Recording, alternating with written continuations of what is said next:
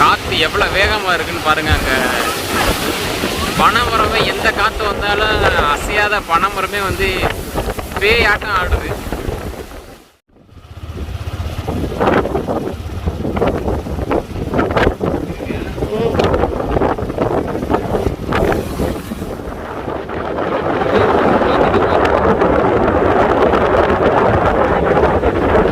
ஒரு போட்டும் இல்லை, எல்லா போட்டும் அந்த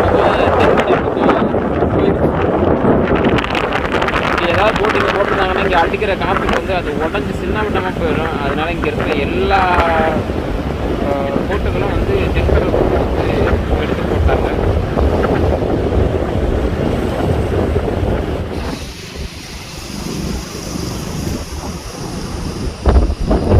கிட்டத்தட்ட வாமன் கடற்கரையில் ஒரு வாரத்துக்கு மேலே வந்து இங்கே தொழிலுக்கு வந்து போட்டுகள் யாரும் போகலை, டோக்கன் கொடுக்கல.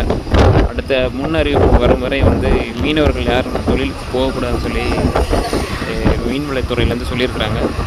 வாமன் துறைமுகத்தில் புயல் எச்சரிக்கை முன்னேற்பாடுக்காக 3ஆம் நிலை கொண்டு வந்து இங்கே வந்து ஏற்றப்பட்டிருக்கு. அதை தான் போய் பார்த்துக்கிட்டு இருக்கிறோம்.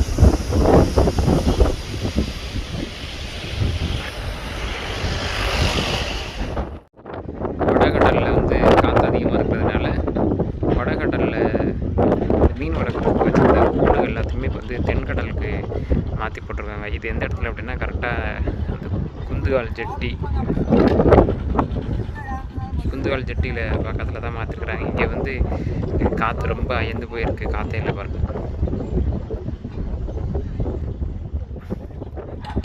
அங்கே வடக்கு கடந்த வள்ளங்களும் இப்போ வந்து குந்துகால் ஜட்டியில் வந்து கட்டியிருக்கு.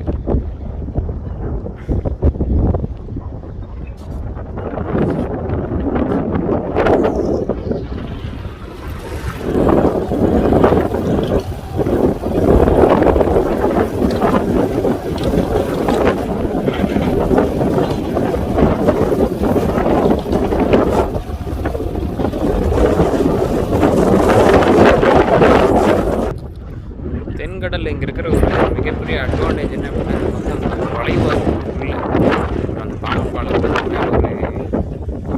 ஆங்கிள் காட்டியிருப்போம், அதுலேருந்து பார்த்தா தெரியும். ரொம்ப உள்ள வளைவாக இருக்கிறதுனால தென்கடல்லையும் வந்து அதிகமான தீவுகள் இருக்கிறது.